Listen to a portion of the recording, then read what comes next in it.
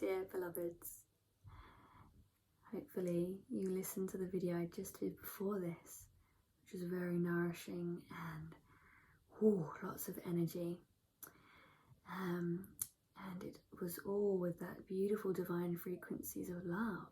This is where our light language really truly comes from when we bring it through from our heart resonance.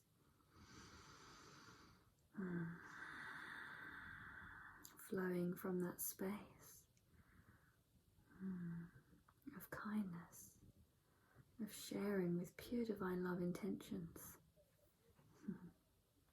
And today I'm going to speak about my experience with light language and what light language is through my experience, which I feel that may resonate with others and connect us, connect those dots, so we can feel more oneness and wholeness through sharing all different perspectives.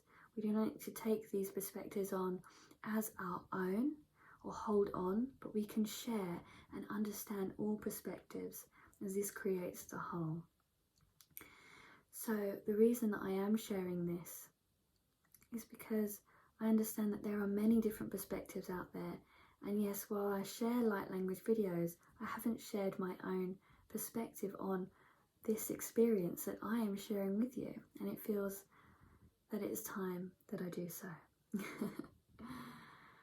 Now, for me, light language is the word that we describe a very vast experience. And to me, this isn't just something that is new. This is a remembering of something that is always innately there. And it is our experience of it and our understanding of it has become vaster. And we are seeing it from that perspective of a very multi-dimensional perspective. So for me, light language happened as well through experience, through just remembering different lifetimes where I had already been doing this. So for me, I started to see things to do with Lemuria. Originally was the main one, and I'd remember thinking Lemuria, and crystals. I was always into crystals. I still am, and there's crystals. So I started looking up, and I found that there was a Lemurian crystal because I looked it up, and I was like, oh, there actually is one. That's weird. So I was actually looking for ones that might connect me to Lemuria more, to get a vaster understanding. And lo and behold, there was one that was a Lemurian crystal. And from that point on, it's, I do connect and work with other crystals, but predominantly I work with Lemurian crystals now. And there have been a few others that have come into my life as well, including the Andrea crystals. Andara. I always say Andrea, I don't know why. Andara. Names are names. So with light language, it's a name for something that is so vast, because we use our hands, which are moving codes of light and geometry, and we're receiving light information. So language is like a word that we use to give information. And sound is what the light language is actually: tone, sound, vibration. So this is why we hear so much different dialect, because the dialect is from different consciousness or different dimensions. So when we're tapping into, say, Syrian, it's going to be very different to, into some more earthly beings. So I've been very much connecting into stone beings, ancient earth, feeling into the soil, the deep depths of the core of the earth has been calling through me, as well as my ascended family of light from star systems. I connect to cosmic whales. So there's so much variety, and it's very vast and multi-dimensional. So when we completely let go of what things should be, how, where it's coming from, what we're experiencing, the main thing for me is experiencing the heart space when I've more worked on this area of opening up, releasing the fear of being expansive, being open, the more I was able to receive the light language itself, because really what happens is that we are just expanding and we're open to it, and the more we expand and at this, like, you know, I don't want to say higher resonance and making it sound like it's above something than other, but it's just that we're an expanded vibration, so it's like a bigger bandwidth, if you will, that it allows us to receive more from more of an understanding without limitation. Whereas when we're in a fear base, so I know originally many years ago, but you know, when I was really first trying to rediscover myself, I was looking into auras, looking into opening the third eye and all these different things, and I was kind of getting scared because of what could, you know, you're told what could possibly come through, you know, demonic things, this and that. And when I did do my first attunement to Reiki, I did start seeing and experiencing some things that, and not because of the Reiki, it wasn't that, but it was just because I'd opened up and they'd kind of seen my energy, and there was and is still some things that go on between the walls, you know, other people's the houses that I live next door to. So I became very heightened and aware of that. So that was even before, you know, light language came in. So it could have possibly shut me down, but it didn't. I was like, okay, I need to handle this because I'm going for it. Okay, I'm going for it. There's no stopping me back. I don't want to go back there to being depressed, to being anxious and having life upside down. I'm going for my spirituality. Like, there was something just in my heart, in my gut, in my being that knew I had to understand myself from a spiritual perspective, because I knew things were happening and going on. I couldn't ignore it anymore. So I stopped ignoring and being fearful of the experiences that, you know, the energies that were around me and the people and what they can sometimes be carrying, because other people can be carrying energies that maybe they're not aware of, that aren't necessarily pleasant to be around. I'm trying to use my wording nicely. And you know, so you have to really kind of be prepared for that, but not be fearful, because the fear is what actually brings it on, you know.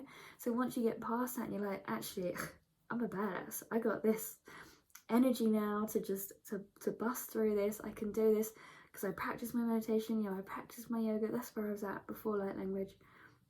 It was necessary to go through that, you know, to say that, you know, I was using all the sounds, the self-fregos, my bowls, I've got one there, essential oils, look, you know, all around me continually.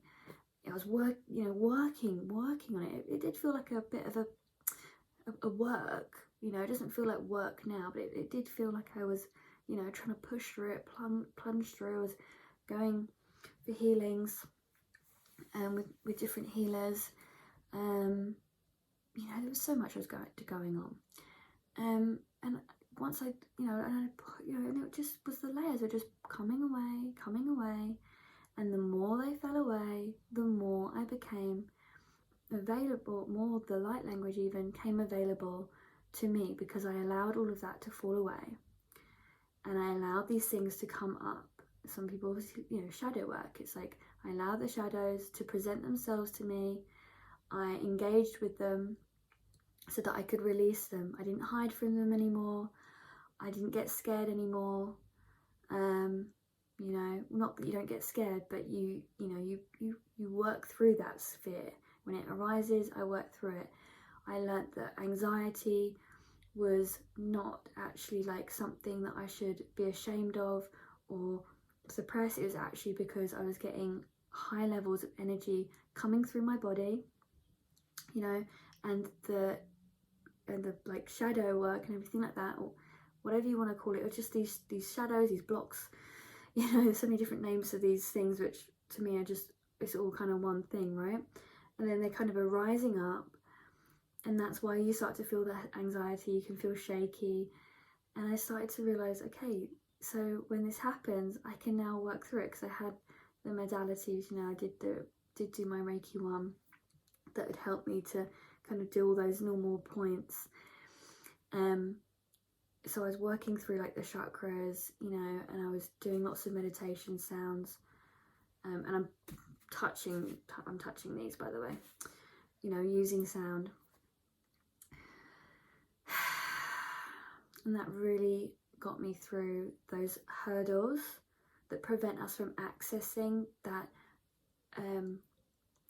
that expanded self, you know, because it's within. When we talk about within, it's not like it's just like a little pea there within, just here. This is where it starts. If you think about your heart being like the 0 point, and then the more we allow these sort of the density to sort of peel away or dissipate, you know, we start to see like the clouds are moving. It's like, oh, I'm also over here, I'm over here, I'm over here, I'm over here, I'm over here. Oh, I'm everywhere, you know. So it builds you up, and then it allows that kind of us to receive that. And then it's also important to remember that light language isn't always about receiving it as just a spoken dialect. You know, it can come out in just sounds. So like practicing Om, you know, practice, when I talk about yoga, I'm talking about traditional yoga, holistic yoga, where it's mantras, breath, mudras, and the asana as well, the postures, because all of that together is what creates the releasing. You know, if we're just doing like fitness studio yoga, it's not going to have the same effect. That's just my personal opinion, but or a vast opinion, I think, with a lot of yogis. But you know, our breath and the mantra are really going to help. And as you notice, if you look through some of my light language videos, you notice I use the breath a lot through, which is very activating, it's very releasing, because it is also a form of light language. You know, the breath is a part of the light language. You know, it carries the codes, it carries the sounds, the breath. And we have the movements with our hands, you know, everything is energy. You know, we're just seeing this is us, and here is something else. Well, it's also the geometry, and we're moving it, and it's working within us, our field. We're working through our field when we're moving our hands. Sometimes we move our whole bodies and dance, writing codes. And light language, you can see I have a code here with a being. It's not exactly how that being looks, by the way, that's just me getting it onto paper. You know, these codes, you know, it's another way to look at visuals. When we look at ancient traditions of making mandalas. Look at that. When we look back at ancient scriptures in Buddhist and Hindu texts, we see that some of our light language is actually similar. Like I remember I've talked about it before in another video about Green Tara. My mum went to a museum, and the history museum, to see all this.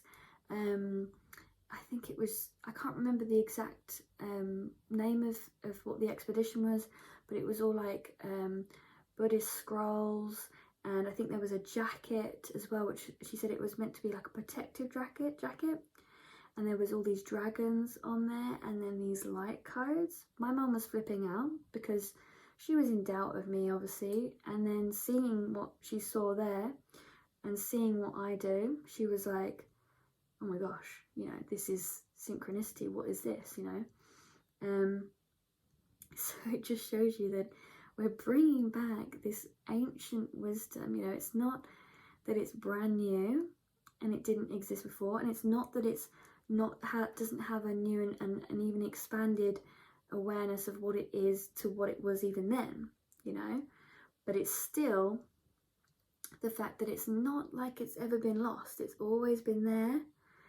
And some people are very much, you know, you look at lots of ancient tribes, if you look at even tribes obviously exist now that all have all of this knowledge already there. They never lost it. They've stayed totally intact with it. It's only the fact that here in the West, we have completely detached, completely lost sight of our innate nature. And this is why we're coming back to remembrance, creating that wholeness within everybody here on this planet, to understanding what we're really about, and how powerful we really are. When we're connecting to love and our true divine nature, then we get into that inner power of self, of who we are, because we make these sounds like the birds and the whales and all these different sounds, because we are becoming our true divine nature. They are just natural nature sounds. It's so healing to listen to a bird, and it can come through you as well. That sound has the ability to move through you because you are nature. So we let go of the linear language of whatever your spoken language is in your country. If you listen to this, you obviously speak English. So it's and all of the sounds and the languages that are even of the earth, also of humans, should I say, also have sound and resonance. So sometimes when you hear a sound that someone's speaking and you can hear like different languages in it, you might be able to hear just different words in it. It's because they actually have a sacredness to them, but it's just been lost as we made it into a linear language, and we kind of detached from the sacredness, and they've been used in different ways. Some of these words have even been made kind of not to sound, or to be, the intention of them might not even be positive necessarily in like a particular language. But if we bring it back to its sacred, pure divine nature, then there is a sacred intention behind it. Some of them, I can't tell you what, that was just what I'm hearing, or experiencing, should I say. So I hope that's given you some idea of what I feel about light language, and to give a different perspective onto the table. And it's also a little bit about how to activate light language as well, I think, in this video. So you got two there.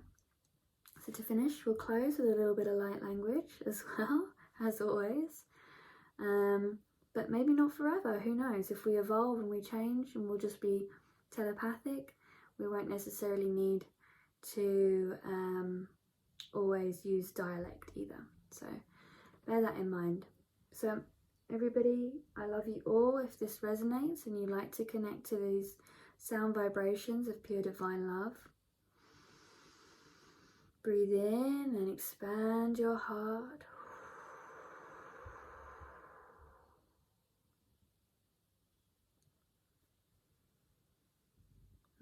Dietro mo atia la landoro kotriama. Yi su. Taro kotoro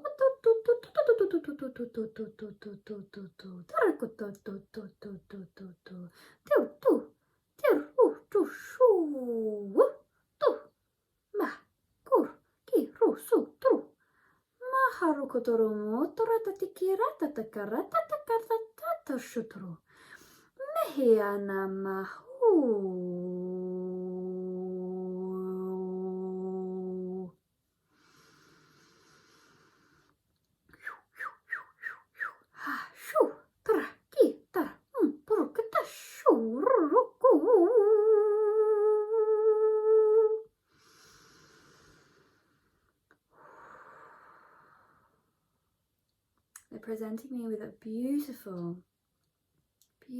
rose. So in your mind's eye, allow yourself to see this crystalline rose. Look at the colours, and it's shimmering and shining. If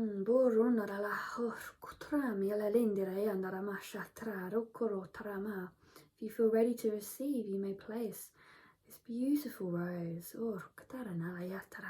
into your heart space.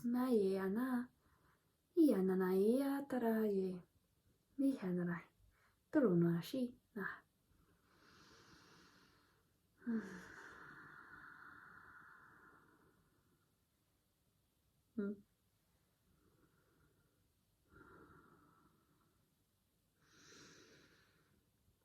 So thank you all for taking a listen, and I hope this has been beneficial and that you've enjoyed listening to me rambling on, and there's been some information in there. It never feels completely straightforward when I'm talking because I just let it to flow. So I hope it does actually flow and make sense to you too. And I'm sure it does. So many blessings. Much love.